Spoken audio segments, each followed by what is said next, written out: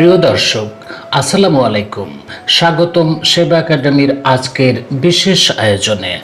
আজ আমরা এক ভিন্ন ও রহস্যময় বিষয় নিয়ে আপনাদের সামনে হাজির হয়েছি, আর তা হচ্ছে পানির নিচে চীন কি খুঁজে পেল।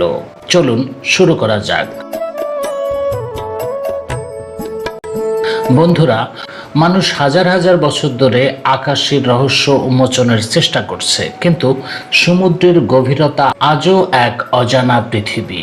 চীন সেই অজানা জগৎকে জানার জন্য নেমেছে সমুদ্রের অন্তহীন অন্ধকারে। আজকের যাত্রায় আমরা আপনাদের নিয়ে যাব পানির 1 মাইল থেকে শুরু করে 7 মাইল গভীর পর্যন্ত। দেখাবো সেখানে কি আছে, কেন আছে, আর মানুষ সেখানে কি খুঁজে বেড়াচ্ছে।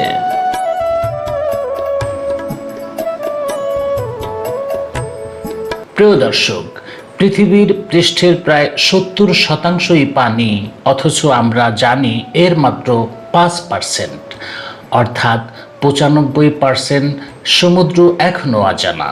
প্রাচীন চীনা সভ্যতা মানুষকে দেখত রহস্যের উৎস হিসেবে। তাদের প্রাচীন নৌযান জেংহে পাড়ি জমিয়েছিল ভারত মহাসাগর, আরব মহাসাগর, এমনকি আফ্রিকার উপকূল পর্যন্ত। তাদের বিশ্বাস ছিল সমুদ্রের তলদেশে লুকানো আছে দেবতাদের শান্তি ও অমূল্য ধন। আজকের আধুনিক চীনও সেই পুরনো স্বপ্নকে প্রযুক্তির সাহায্যে পূর্ণ করতে চাইছে।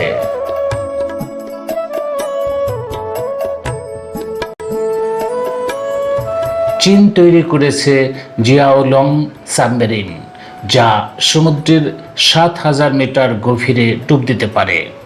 এছাড়া তারা বানিয়েছে romantic under water drone, remote control submersible আর সমুদ্রতলে গবেষণাগার। চীনের দক্ষিণ চীন সাগরে এখন রয়েছে স্থায়ী গবেষণা কেন্দ্র, যেখানে বিজ্ঞানীরা মাসের পর মাস থাকেন এবং কাজ করেন।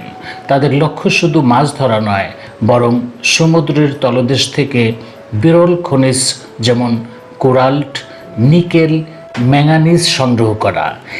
এই খনিজগুলো ভবিষ্যতে ব্যাটারি, কম্পিউটার ও মহাকাশ প্রযুক্তির জন্য অপরিহার্য।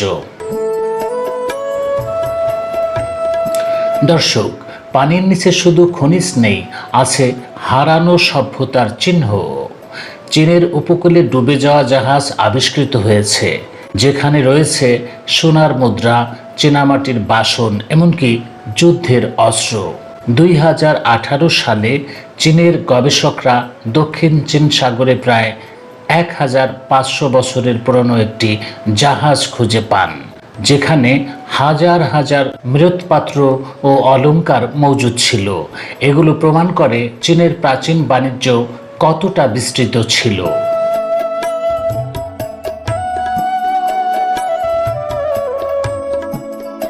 সমুদ্রের গভীরে আলো পৌঁছায় না, কিন্তু সেখানে জীবনের অভাব নেই। চীনা বিজ্ঞানীরা আবিষ্কার করেছেন জলজলে মাছ, যাদের শরীর থেকে আলো বের হয়। এমন অক্টোপাস যেগুলো গাঢ় অন্ধকারে রং পরিবর্তন করতে পারে। ব্যাকটেরিয়া, যারা শুধু গরম গ্যাস খেয়েই বেঁচে থাকে। এইসব জীব পৃথিবীর জীবনের নতুন সংজ্ঞা তৈরি করেছে। একজন গবেষক বলেছিলেন, আমি ভেবেছিলাম আমি ভয় পাব, কিন্তু গভীর সমুদ্র আমাকে শিখিয়েছে জীবন সব জায়গায় পথ খুঁজে নেয়।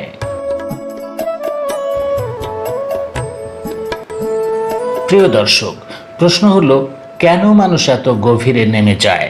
বৈজ্ঞানিকদের উত্তর সম্পদ ও জ্ঞান, কিন্তু আধ্যাত্মিক উত্তর হলো মানুষ অজানাকে জানতে চায়, মৃত্যুর রহস্য বুঝতে চায়। ইসলামে পানি হলো পবিত্রতার প্রতীক, হিন্দু ধর্মে গঙ্গা হলো মুক্তির প্রতীক, খ্রিস্ট ধর্মে পানি মানে পুনর্জন্ম। তাহলে যখন চীন সমুদ্রের নিচে নামে, তারা শুধু খনিজ খোঁজে না, তারা খোঁজে অমরত্বের প্রতীক, জীবনের চিরন্তন ধারাবাহিকতা।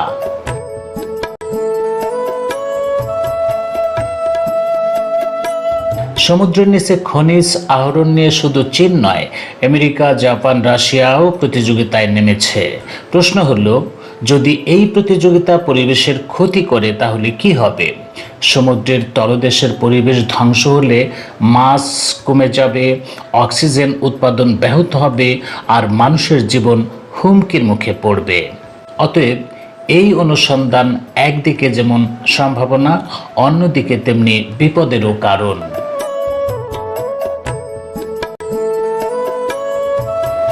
দর্শক, একজন চেনা ডুবুরি একবার বলেছিলেন, আমি যখন সমুদ্রের অন্ধকারে নামলাম তখন আমি খনিজ পাইনি, আমি পেয়েছিলাম নিজের ভিতরের নীরবতা।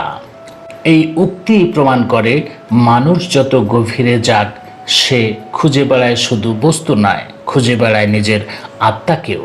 সমুদ্রের গভীরতা আমাদের শেখায় জীবন ক্ষণস্থায়ী হলেও সত্যের অনুসন্ধান অসীম।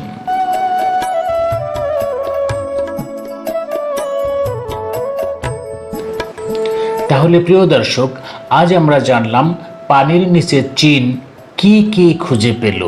তারা খুঁজে পেয়েছে অমূল্য খনিজ ও সম্পদ, প্রাচীন সভ্যতার হারানো অধ্যায়, অজানা জীববৈচিত্র্য আর এক গভীর দার্শনিক শিক্ষা।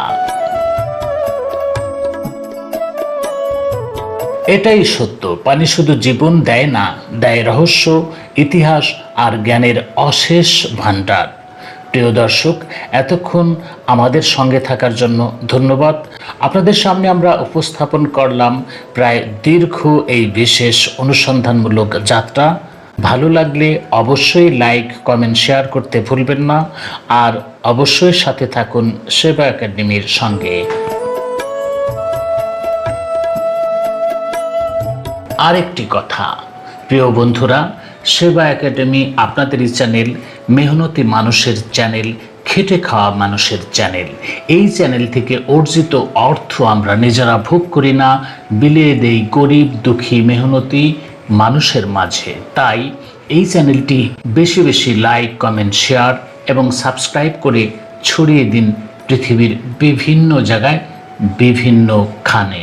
তাহলে এই সেবামূলক কাজে আপনাদেরও অংশগ্রহণ করা হয়ে যাবে। আপনারা হয়তো জানেন না, এই ইউটিউবের কন্টেন্টের ভাষাগুলো ট্রান্সলেট করে ইউটিউব পৃথিবীর সব রাষ্ট্রের সব ভাষাভাষী মানুষদের কাছে পৌঁছে দেয় অতি দ্রুত। তাই আমাদের এই রিপোর্টটি পৃথিবীর সকল ভাষায় সব জায়গাতে ছড়িয়ে দেওয়ার জন্য আপনাদের সহযোগিতা কামনা করছি।